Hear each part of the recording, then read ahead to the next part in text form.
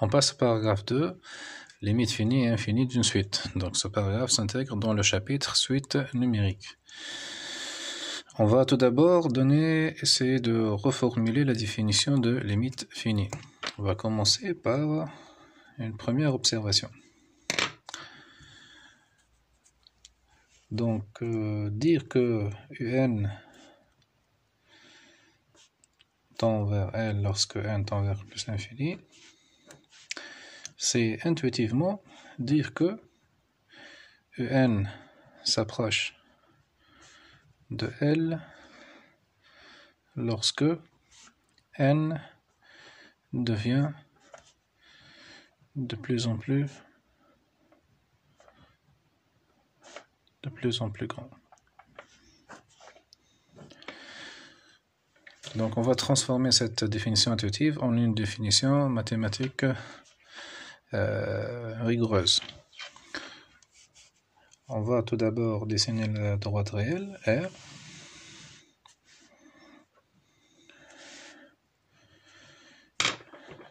Et on va placer notre limite L. Alors dire que un s'approche de L, c'est-à-dire que un, lorsque n devient plus grand, on va être proche de L.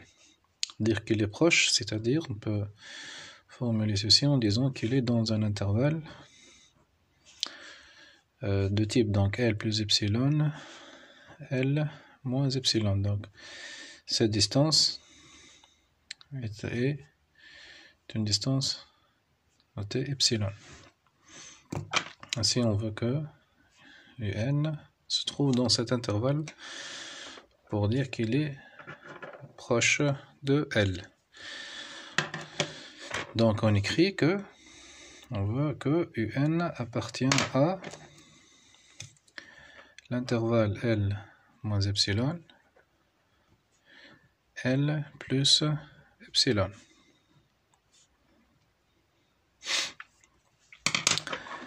Ceci équivaut à dire que un moins L est en valeur absolue inférieure à réel epsilon. En fait, epsilon, il est donc strictement positif. Il est différent de 0, car sinon, notre intervalle sera réduit à L, donc il sera le singleton L, et on tombera directement sur la valeur exacte. Donc comme un est une valeur approchée, elle peut être différente de L. Ainsi, comme on va s'approcher de plus en plus vers L, alors epsilon va devenir de plus en plus petit. Donc à chaque fois que epsilon devient petit, on veut que, quel que soit epsilon strictement positif, donc bien sûr epsilon peut être assez grand, il y a plus de chances d'avoir des UN, mais ce qui est plus intéressant, c'est que lorsque epsilon devient de plus en plus petit, donc quel que soit epsilon strictement positif, on a bien trouvé toujours un n0, il existe un n0 appartenant à n, tel que un0 moins L est inférieur à epsilon. Donc chaque fois, par exemple, si on diminue un peu epsilon, on réduit, on va avoir un intervalle qui est plus petit et on remarque que un0 sort de cet intervalle, alors il y aura un autre élément de la suite, on peut l'appeler un1 qui est dans cet intervalle L plus epsilon, L moins epsilon, par exemple L plus epsilon sur 2 et L moins epsilon sur 2. Donc, on peut dire par exemple, la suite peut au début avoir des termes en dehors de l'intervalle, U0, U1, U2, U3, par exemple ici. Et il y aura donc un certain n0 qui va rentrer dans cet intervalle. Mais il se peut que un0 sort de l'intervalle L plus epsilon, L moins epsilon. Or, la définition intuitive, qu'est-ce qu'elle nous dit? Elle nous dit que un s'approche lorsque n devient de plus en plus grand. C'est-à-dire que si on passe à n0 plus 1, on doit être aussi proche de L. Donc, il faut que tous les réels, tous les termes de la suite d'indice supérieur à 0 restent dans l'intervalle L plus epsilon, L moins epsilon. Donc, ceci se traduit en disant que pour tout n appartenant à n supérieur à n0 implique que un, donc cette fois-ci, il ne suffit pas que juste le n0 qui soit, que sa distance à L soit inférieure à epsilon, il faut que tous les n supérieurs à n0 ayant une distance inférieure à epsilon à L. Si voilà, on vient de formuler la définition de la limite finie, on va écrire proprement cette définition. Limite finie d'une suite. Donc, on va prendre soit un, une suite réelle, et on va prendre un nombre L appartenant à R. On dit que un tend vers L lorsque n tend vers plus l'infini si pour tout epsilon strictement positif, il existe un n0, donc ce n0 dépend de epsilon. Chaque fois que epsilon devient plus petit, n0 en général devient plus grand. Un rang n0 à partir duquel, quel que soit n supérieur à n0, implique que en moins L, la distance de en à L est inférieure ou égale à epsilon. Donc, voici la boîte noire qu'on vient d'ouvrir.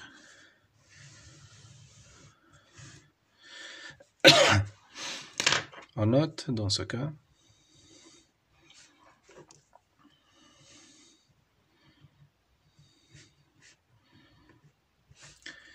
limite de n lorsque n tend vers plus l'infini est égal à L, ou plus simplement n tend vers L. On écrit une flèche. Parfois on écrit ici n tend vers plus l'infini.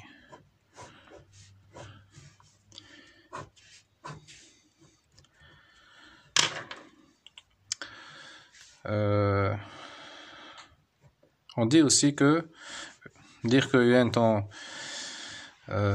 si un possède une limite finie, on dit aussi que la suite un converge vers L. C'est une suite convergente. Très bien. Donc, une première question qui se pose naturellement, est-ce que la limite est unique? Bon, intuitivement, elle est unique. On va démontrer ceci rigoureusement. Donc, première propriété. Unicité de la limite.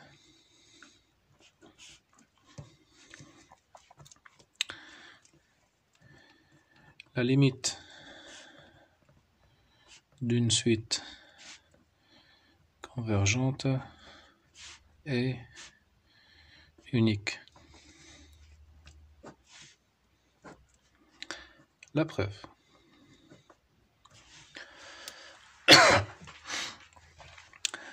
Donc, comme d'habitude, pour montrer l'unicité d'un objet, on va supposer que l'on a deux copies. Supposons que un d'une part converge vers L, et d'une part elle converge vers L'. On va prendre L et L' des réels. Ici, montrons que L moins L', L est égal à L'. Ceci donc équivaut à démontrer que L moins L' en valeur absolue égale 0. Très bien. Qu'est-ce qu'on a? Donc les hypothèses, c'est que UN converge vers L, on a. Et UN converge aussi vers L'.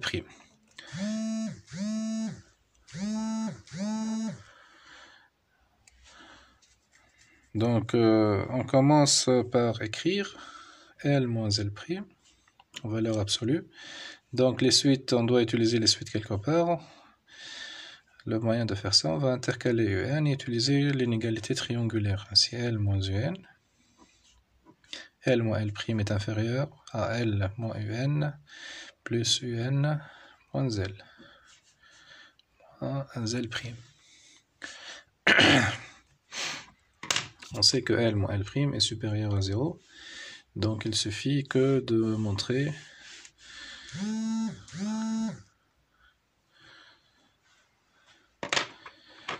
L moins UN plus UN moins L. Donc on va montrer que en fait cette quantité elle sera inférieure à un epsilon sur 2. Cette quantité va être inférieure à epsilon sur 2. Et du coup, toute cette quantité sera inférieure à epsilon, quel que soit epsilon strictement positif.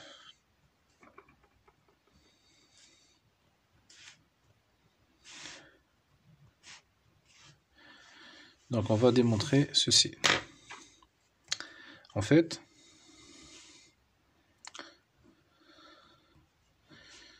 on a UN converge vers L. Donc ceci équivaut à dire que, quel que soit, je vais prendre epsilon prime strictement positif, il existe un rang N0 appartenant à N, tel que pour tout N appartenant à N, UN N supérieur à N0 implique que UN moins L est inférieur à, donc à epsilon prime. De même, UN converge vers L'. Ceci équivaut à dire que pour tout epsilon strictement positif, il existe un NA appartenant à N, tel que pour tout N appartenant à N, N supérieur à NA implique que UN moins L' est inférieur ou égal à epsilon prime.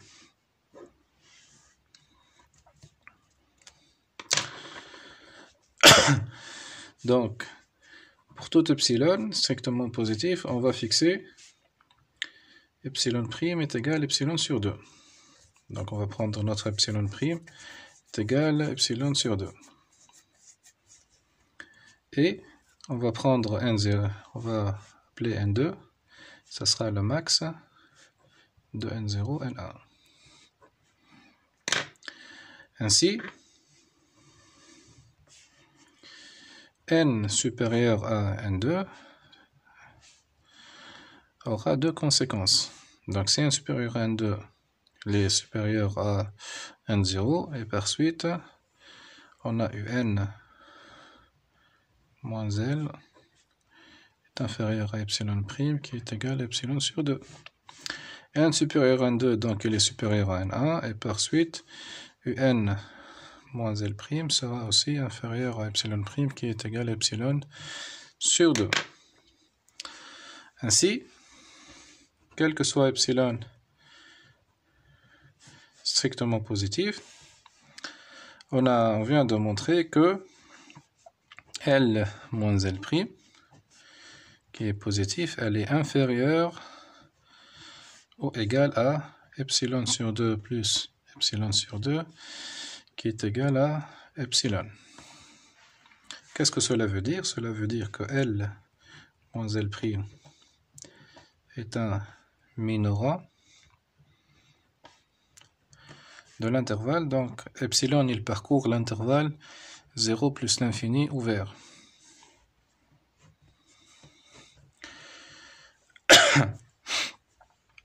Ceci implique que L moins L', elle est inférieure de inf, elle est inférieure du plus grand minorant de 0 plus l'infini sait que ça c'est égal à 0 et les autres parts supérieures à 0. Et donc L moins L', elle est égale à 0. Très bien. Donc, on va passer à un exemple.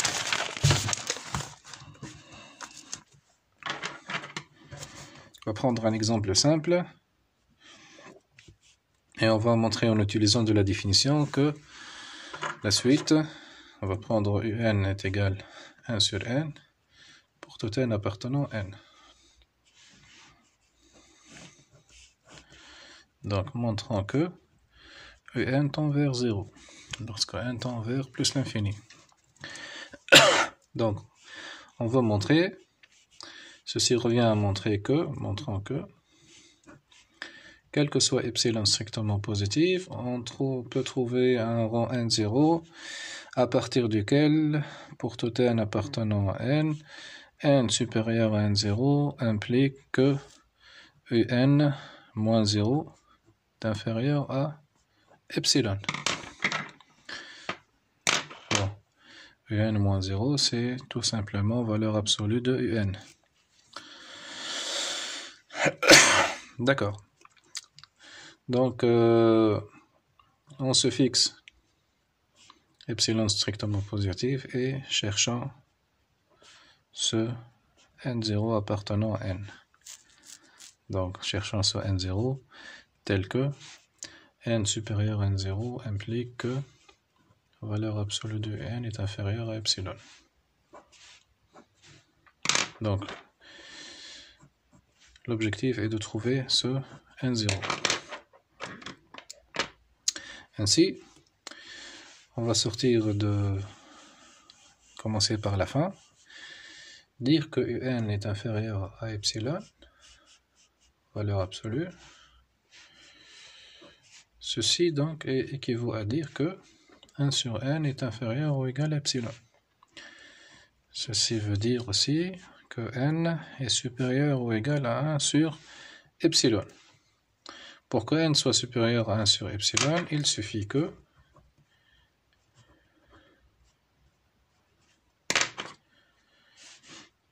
N soit supérieur à partie entière de 1 sur epsilon plus 1.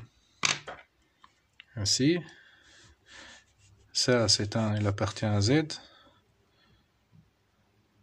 appartient à N, comme ça c'est positif. Et donc, on va appeler N0 cet entier. Donc, N supérieur à N0 implique que N supérieur à 1 sur epsilon. Ceci, donc, est une équivalence. Donc, on peut rebrousser notre schéma, ce qui nous donne que valeur absolue de N est inférieure à epsilon. Ainsi, qu'est-ce qu'on vient de démontrer? On vient de démontrer pour tout epsilon quelconque, quel que soit epsilon strictement positif, il existe N0 qui est la partie entière de 1 sur epsilon plus 1. Donc vous voyez bien que N0 dépend de epsilon. L'expression de N0 contient le epsilon. Donc appartenant à N, tel que pour tout N appartenant à N, si N supérieur à ce N0, alors valeur absolue de N est inférieure à epsilon. Donc ceci équivaut à dire que limite de 1 sur N, lorsque N tend vers plus l'infini, est égal à 0.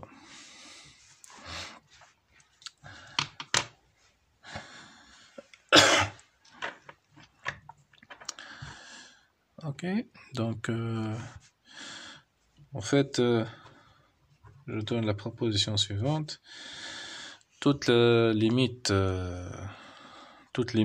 finie se ramène à calculer une limite vers 0.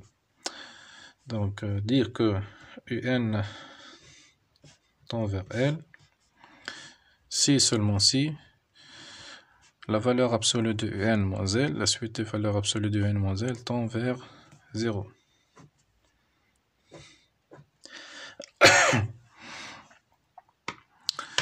En fait, ceci est simple, la preuve, il suffit d'écrire la définition. Dire que un tend vers L, c'est-à-dire quel que soit epsilon strictement positif, il existe un n0 appartenant à n, tel que pour tout n appartenant à n supérieur à n0 implique que un moins L est inférieur ou égal à epsilon.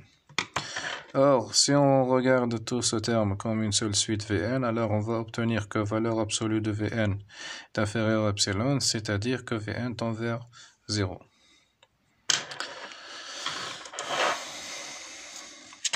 Ok. Une deuxième propriété des suites convergentes, une propriété importante et utile dans la pratique, c'est la proposition suivante. Elle dit que toute suite convergente est bornée.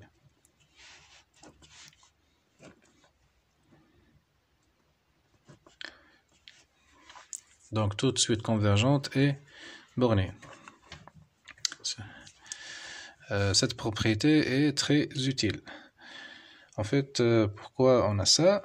On va prendre soit un, une suite réelle qui converge vers un réel L.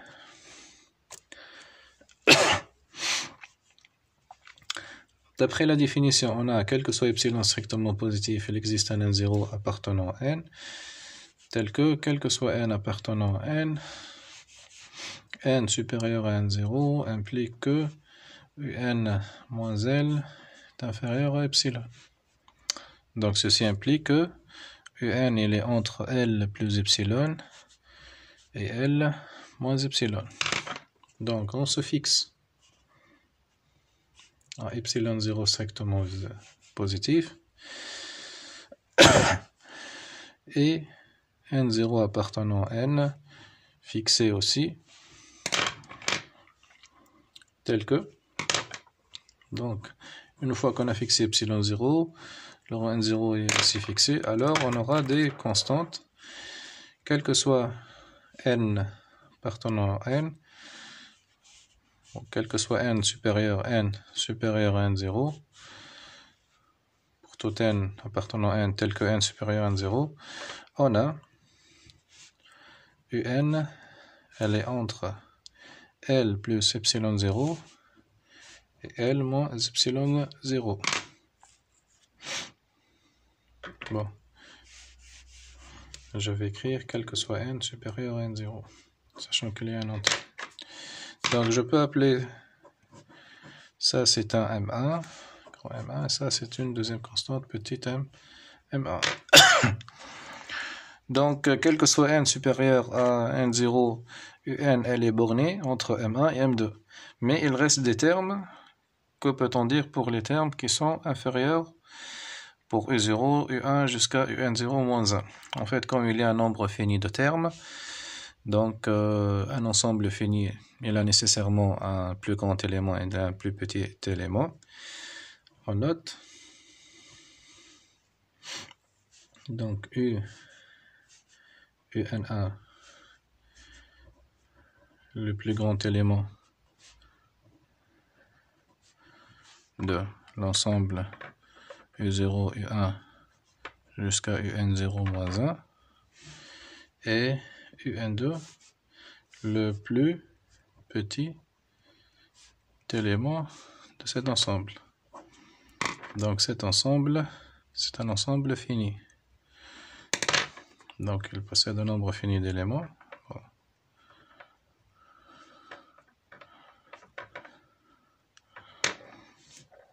Et par suite, quel que soit n entre n0 moins 1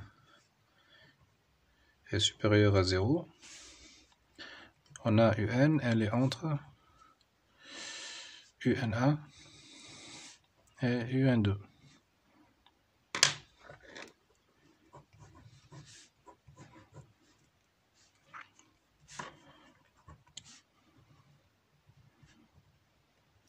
ainsi. Et donc, en conclusion, si j'appelle ça 1, ça c'est 2, d'après 1 et 2, quel que soit n appartenant à n, on a un, elle est entre, je vais prendre le max, ici le min, donc entre petit m et un2, et grand M et un1. Donc j'appelle ça, ça c'est grand M, et ça c'est petit m. Voilà, on vient de montrer que quel que soit un est entre deux constantes, c'est-à-dire que un est borné. Très bien. On va passer maintenant à donner la définition de la limite infinie. Avant de donner cette définition, on va généraliser un peu notre droite réelle. Je vais parler de droite réelle achevée, qu'on note par R bar. En fait, R bar sera c'est la réunion de R, qu'on va lui ajouter 2 points ou des éléments qu'on va les noter par plus l'infini et moins l'infini. Donc ceci est utile lorsqu'on veut parler d'une manière générale d'une limite L. Ça permet donc de réunir la notion de limite infinie. La limite peut être plus ou moins l'infini et de limite finie. Donc R bar, on peut aussi la représenter par une droite. Cette fois-ci, je prends 0 ici. Là, je suppose que ce sont les extrémités. Donc je vais ajouter 2 points. Un premier point que je vais noter plus l'infini et un deuxième point c'est moins l'infini. Alors une question peut se poser: comment vous pouvez ajouter si l'infini ne peut pas être atteint? Comment alors on peut rajouter 2 points de cette manière? Ensuite, en fait, ceci fait la beauté des mathématiques et je vais essayer de vous convaincre avec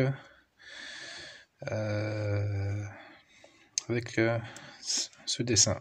Donc je vais prendre ça comme la droite réelle. Je vais prendre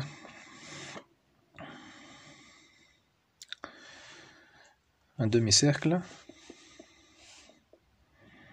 Donc supposons qu'on a un cercle.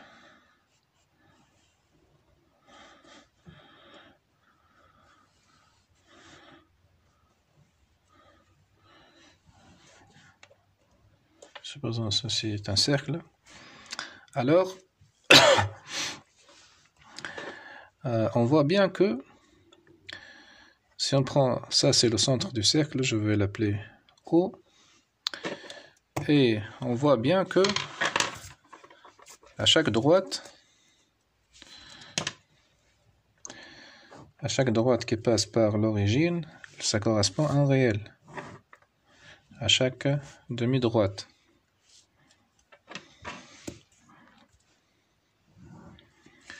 Donc chaque demi-droite va couper le cercle et la droite en 2 points. Donc si ça c'est 1, donc on va noter ça c'est 1, si ça c'est moins 1, ça c'est moins 1. Donc ça donne une fonction bijective. Ainsi, chaque demi-droite va couper la droite des réels. Et on peut supposer que chaque point ici, ça correspond à cette demi-droite. On va appeler cette demi-droite, c'est la droite 1, cette demi-droite, c'est la droite 0, et cette demi-droite, c'est la droite moins 1. Ainsi, lorsque x, donc je vais noter ça x, par la suite, et ça c'est moins x, disons que x est positif. Et donc si x va s'approcher de l'extrémité de R, alors cette droite va s'approcher d'une position limite. Cette position, c'est la demi-droite suivante. On voit bien que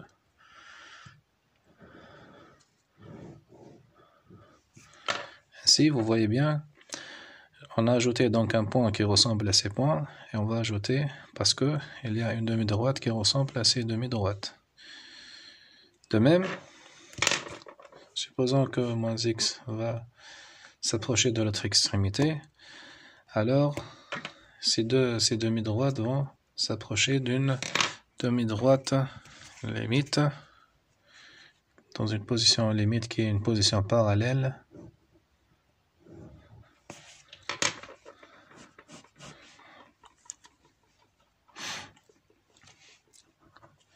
Donc on voit bien que l'intersection, il y a toujours une intersection, et ici il y a toujours donc une intersection, et le point qui s'ajoute au demi-cercle, ici, ça correspond au point plus l'infini et moins l'infini. Donc voici, si on fait une petite déformation, on voit bien que si on prend ce cercle et cet arc et on le transforme en une droite, on va retrouver la droite réelle. Donc on va retrouver notre droite réelle achevée.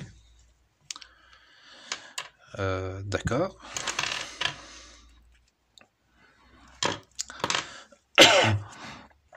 Donc lorsqu'on parle de L, lorsqu'on dit que L appartenant à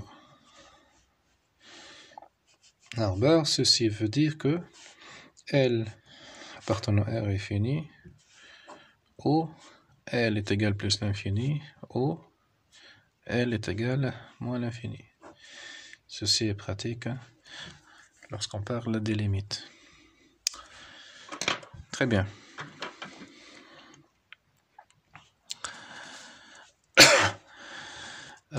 On va faire donc notre deuxième observation, observation 2. Dire que limite de un lorsque n tend vers plus l'infini est égal plus l'infini ou respectivement moins l'infini. Ceci intuitivement veut dire que un s'approche donc de...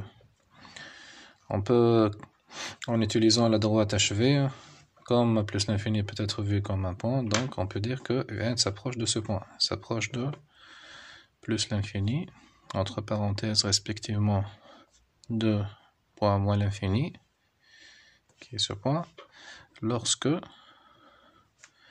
n devient de plus en plus grand.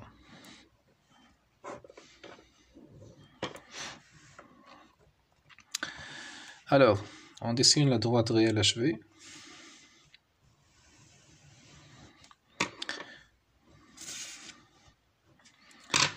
Et je vais poser les points, donc notre limite, je vais appeler ça L, c'est plus l'infini.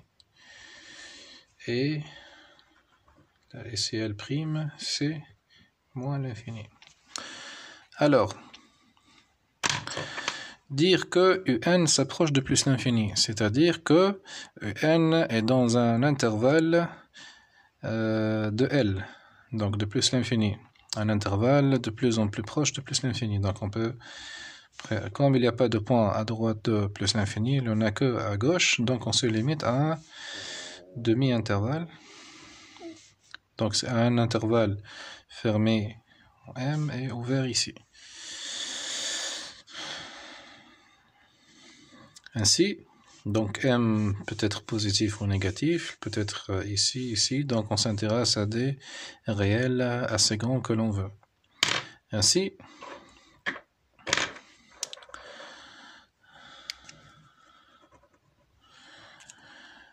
on veut bien que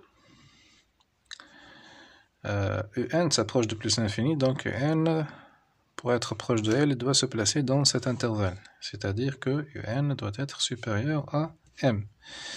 Chaque fois, donc, M va devenir de plus en plus grand. Donc, quel que soit M appartenant à R, tout M réel, il existe un entier N.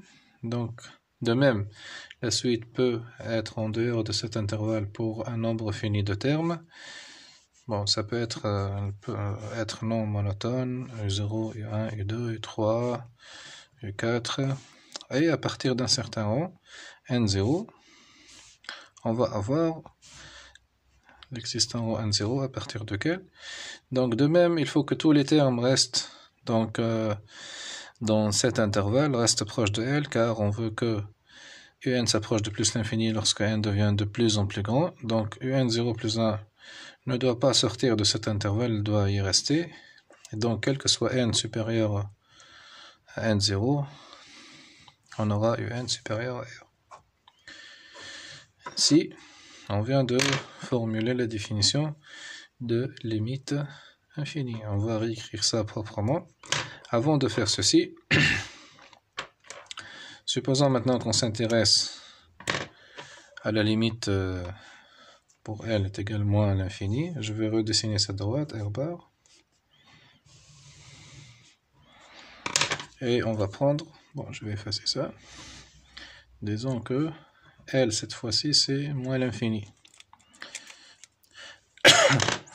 Donc, de même, on voit que UN s'approche de moins l'infini. Donc, ceci est traduit par le fait de dire que on veut que un UN0 est dans l'intervalle L moins M. Donc, UN0 doit être inférieur à M.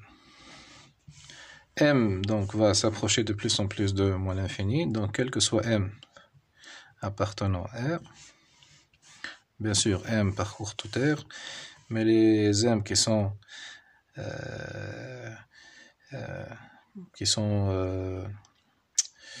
intéressants sont les M qui sont assez petits. Donc pour tout M appartenant à R, donc notre suite U0, U1, U2, U3.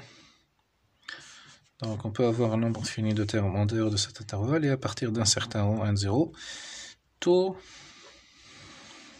les termes de la suite vont être, donc N0 plus 1, N0 plus 1, vont rester N supérieur à N0, implique que N0 est inférieur à M. On va écrire ceci proprement.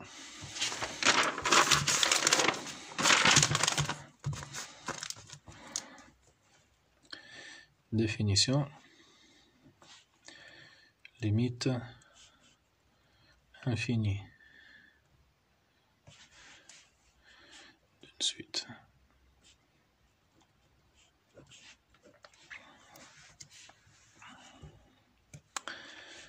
Donc, soit UN, une suite réelle, on dit que UN tend vers plus l'infini lorsque N tend vers plus l'infini si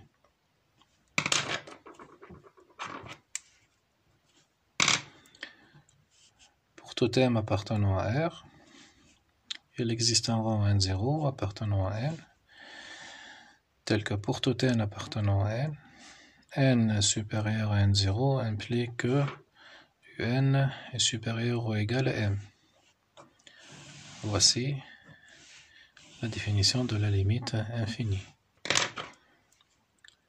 De même, on dit que UN tend vers moins l'infini lorsque N tend vers plus l'infini si, quel que soit, donc petit m appartenant à R, il existe un N0 appartenant à N. Pour tout N appartenant à N supérieur à N0 implique que Un est inférieur ou égal à petit m.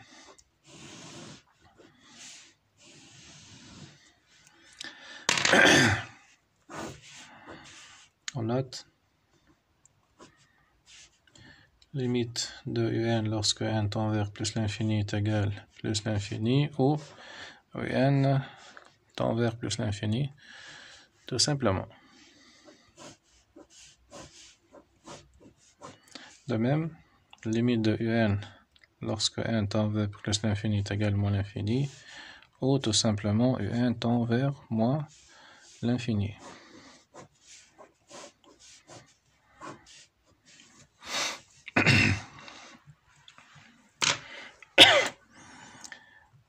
Un petit exemple, on va montrer que Un est égal à n carré. Si on prend cette suite, on va montrer que Un tend vers plus l'infini. Donc, on va prendre un M, soit M appartenant à R. Cherchons N0 appartenant à N,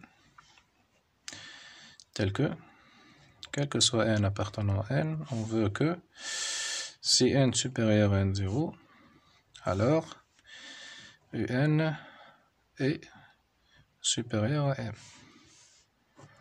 Donc, notre M est quelconque. Donc, comme d'habitude, on va prendre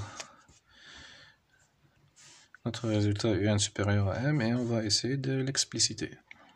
Donc, Un supérieur à M, c'est-à-dire que N carré est supérieur ou égal à M. Ceci veut dire que, comme N est positif, donc N supérieur ou égal à la racine de M. Donc, on voit bien, il suffit que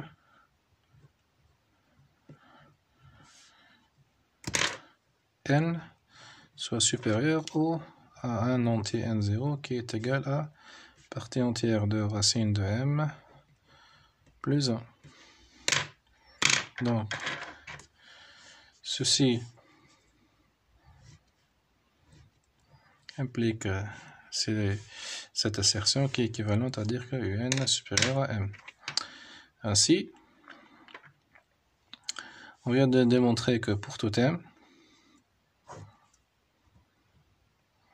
appartenant à R, il existe un N0 qui est égal à partie entière de racine de M plus 1. On voit que N0 dépend de M, tel que pour tout N appartenant à N, si N supérieur à N0, alors Un est supérieur à M. Et ça, c'est la définition de Un tend vers plus l'infini. Très bien.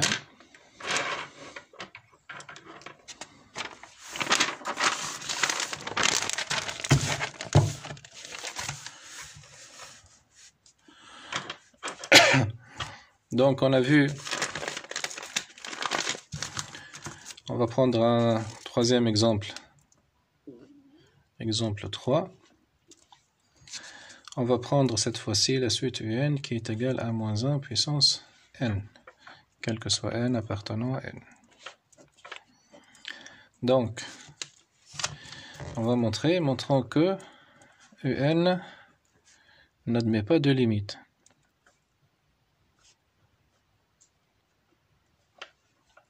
Donc, ni fini, ni infini.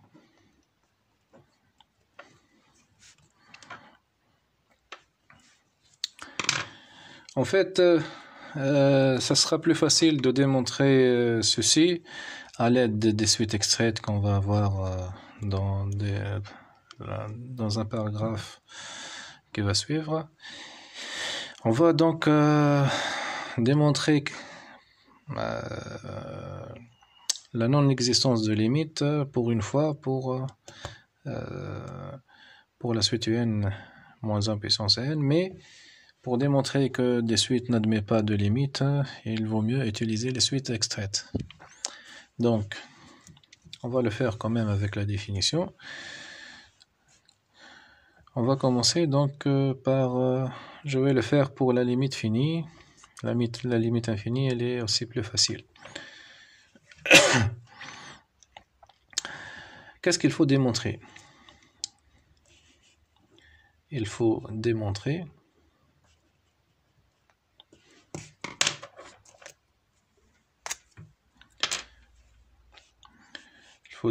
que, je vais écrire non quoi, pour tout L appartenant à R, bon, dire que UN converge vers L, c'est-à-dire qu'il existe un réel L tel que UN tend vers L.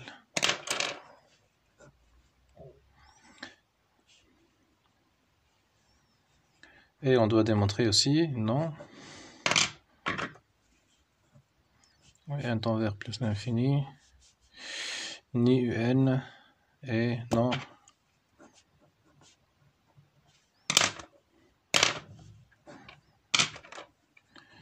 UN tend vers moins l'infini. On va pas faire toute la démonstration, on va se limiter à démontrer que UN ne peut pas tendre vers une limite finie. Il est clair que UN elle est bornée et ne peut pas tendre vers plus et moins l'infini. Donc on va s'intéresser à la première assertion. Donc on va démontrer, on va écrire qu'est-ce que cela veut dire que UN tend vers L, puis on va écrire la négation de l'assertion. Donc, c'est un exercice de logique. Donc, dire que UN tend vers L, c'est-à-dire qu'il existe L appartenant à R, tel que, pour tout epsilon strictement positif, il existe un N0 appartenant à N, tel que pour tout N appartenant à N. Donc, N supérieur à N0 implique que UN moins L est inférieur ou égal à epsilon.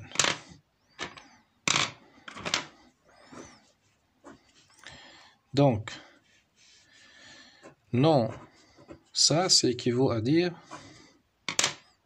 que, quel que soit le réel L, il existera toujours un epsilon de L qui dépend de L, strictement positif, tel que, quel que soit N appartenant à N, il existe toujours un N1 appartenant à N, tel que un N1 supérieur à N0 et donc N1 sera supérieur à N0 et UN moins L sera strictement supérieur à epsilon.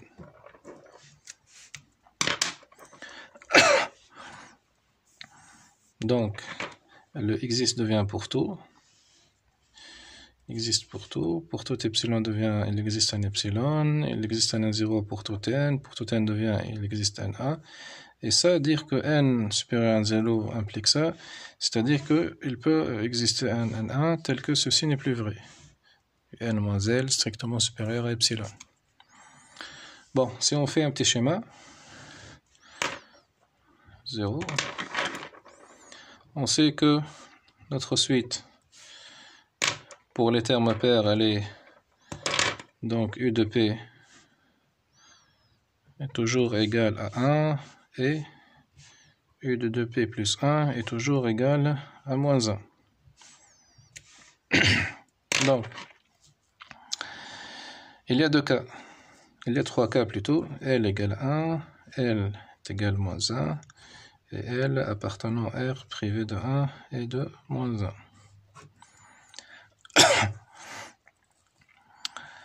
Donc, si L égale à 1,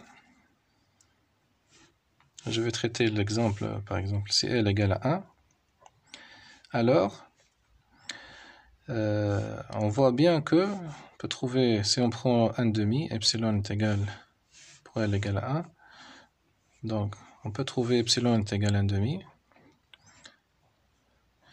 et on voit bien que il y a une infinité de termes qui sont en dehors de cet intervalle. Tous les termes impairs sont en dehors de cet intervalle. Donc, les termes pairs sont ici. Si on prend par exemple U2, il est ici U3 ici, ensuite U4, U5. Donc pour cet epsilon,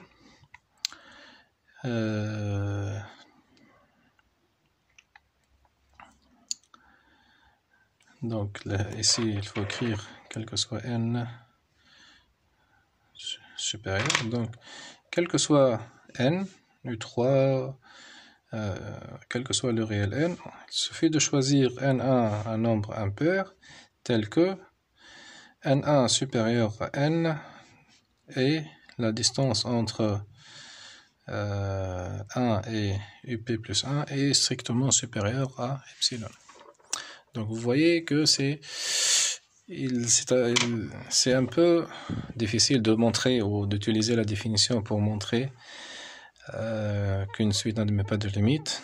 On va voir que ceci va devenir plus simple avec les suites extraites.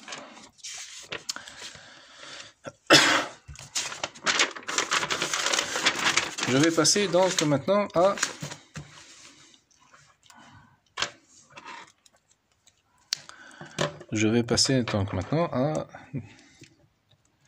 opération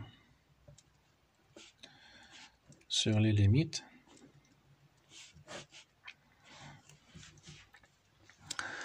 En fait, les opérations que vous connaissez déjà au lycée restent valables. Par exemple, si proposition, donc supposons que L et L' soient UN et Vn de suite, tel que donc UN tend vers L et Vn tend vers L'. Donc on va prendre L, L', tout d'abord des limites finies. Ainsi, on a la suite UN plus Vn, elle va converger vers L plus L'. UN fois Vn, elle converge vers L fois L'.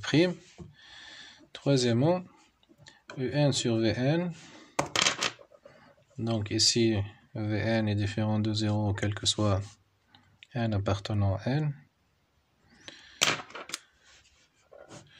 converge vers L sur L'. Donc bien sûr, il faut que ici L' soit différent de 0.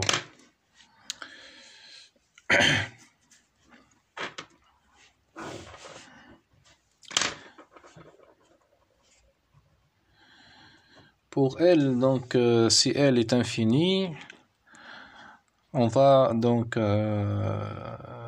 je vais écrire arithmétique des limites, ou plutôt je vais écrire ça comme remarque. Vous connaissez déjà les formes indéterminées. Donc si on prend L, soit L, L' appartenant à R, ainsi L plus l'infini est égal à plus l'infini. Donc si la limite est égale à plus l'infini plus L, c'est plus l'infini. L plus moins l'infini est égal à moins l'infini.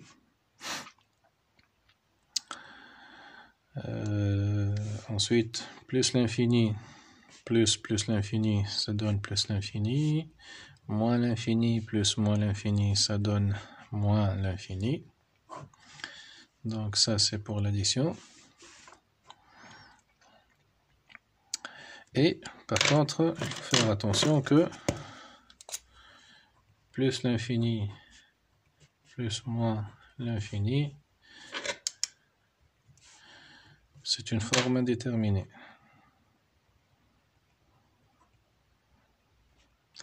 C'est pour ça que l'infini n'est pas un nombre, parce qu'on ne peut pas étendre l'addition. On ne peut pas sommer, il y a des problèmes pour l'addition. Donc on ne peut pas voir les infinis comme un nombre, mais on peut les voir comme des points sur la droite achevée. Ok, donc pour le produit, donc L fois plus l'infini est égal plus l'infini ou moins l'infini, selon que L positif ou L strictement négatif. De même, L fois moins l'infini est égal plus l'infini ou moins l'infini. Donc selon que L est négatif, L positif. Et attention, 0 fois plus ou moins l'infini, c'est une forme indéterminée.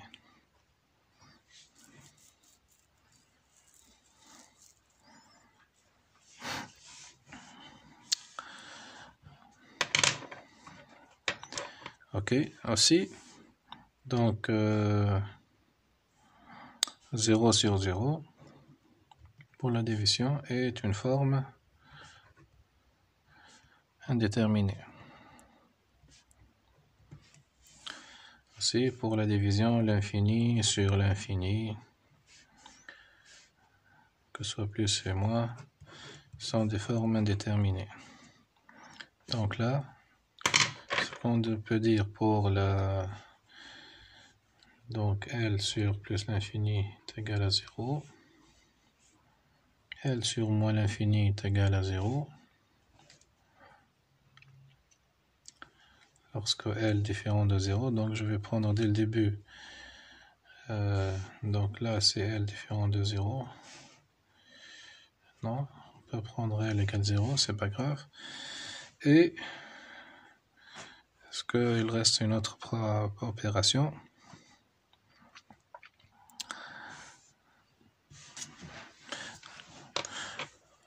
Donc, je pense que j'ai donné toutes les opérations possibles.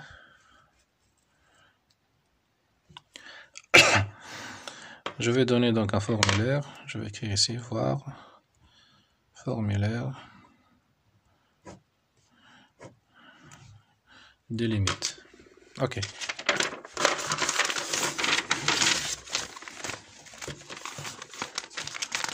Alors, bon, pourquoi la preuve? Je ne vais pas démontrer toutes ces formules. Vous pouvez faire des exercices sur ça. Mais je vais démontrer, par exemple, montrant que si UN converge vers L et UN et Vn convergent vers L', ceci implique que UN plus Vn converge vers L plus L'. Donc juste pour vous montrer que notre définition est bien évidemment une définition de la limite. Ainsi, montrons que, quel que soit epsilon strictement positif, il existe un n0 appartenant à n, tel que pour tout n appartenant à n, un plus vn moins l plus l' est inférieur ou égal à epsilon. Bien sûr, ça si n supérieur à n0. On a ça. Donc, on se fixe epsilon strictement positif, on va chercher sur n0. Donc, on a un plus vn moins l plus l' en valeur absolue. Je peux écrire ça comme un moins l plus vn moins l. Ainsi, par une égalité triangulaire, ceci est inférieur à un moins l plus vn, désolé, ça c'est l' moins l'.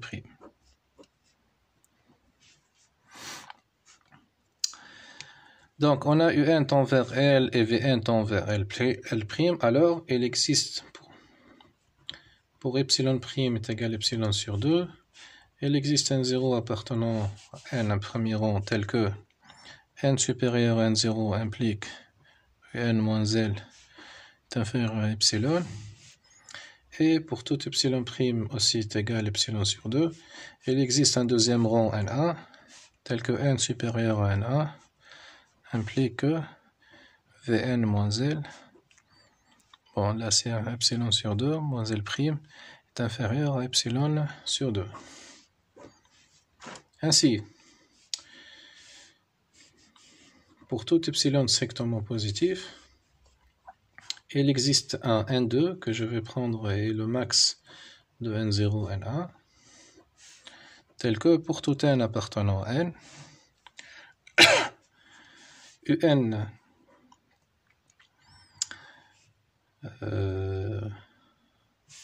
donc n supérieur à n2 implique ces deux assertions à la fois. Donc ça implique que Un plus Vn moins L plus L' est inférieur à epsilon sur 2 plus epsilon sur 2. Et donc la somme c'est epsilon.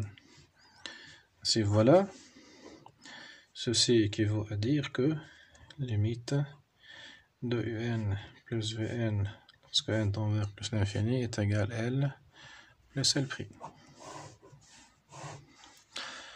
Bon, ça passe toujours donc par des inégalités triangulaires et on essaie de se ramener à faire apparaître des Un moins L, des Vn moins L'. Par exemple, pour le produit, on va avoir Un fois Vn moins L fois L', il faut intercaler UNL moins UNL et faire des factorisations, etc. Donc ça sera bien de s'exercer sur ces propriétés pour bien se familiariser avec la définition des limites. D'accord. Donc la dernière partie de ce premier paragraphe, on va finir par voir le comportement de la limite avec l'ordre. Limite et ordre. Alors, je donne la proposition suivante. Donc, soit UN, une suite réelle,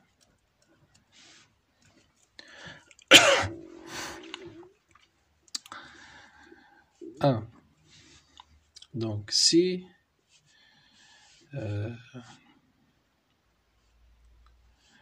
UN est majoré, par exemple, je vais prendre donc M et petit m de réel. Je vais prendre aussi une autre suite, Vn, une autre suite réelle. Donc 1, si Un est inférieur à M, c'est quel que soit n appartenant à n, Un est inférieur à M,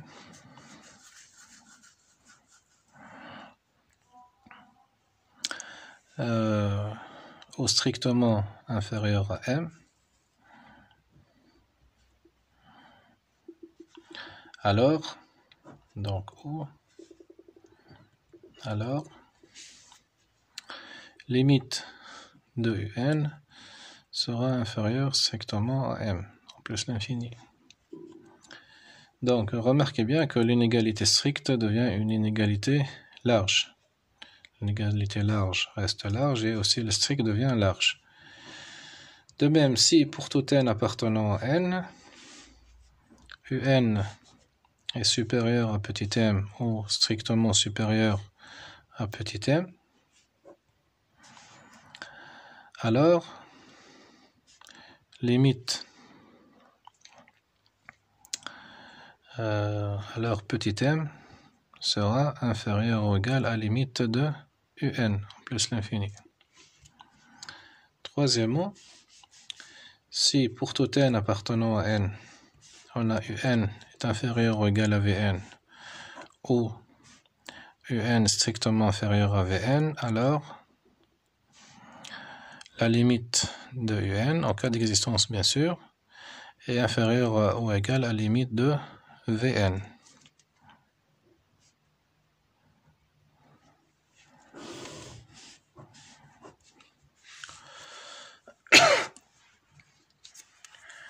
Donc, remarquez bien ce qu'il faut bien noter ici, que les inégalités strictes deviennent larges par passage à la limite.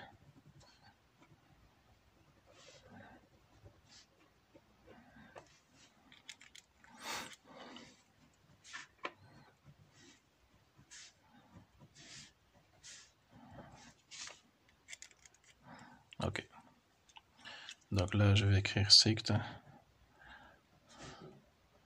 Strict deviennent larges. Pourquoi les inégalités strictes deviennent larges? En fait, je vais démontrer ceci pour la première assertion. Donc, supposons que pour tout n appartenant à n, un est inférieur strictement à un petit m. Donc, si la limite un peut être finie ou est égale à moins l'infini, donc ça c'est la proposition est pour même des limites infinies.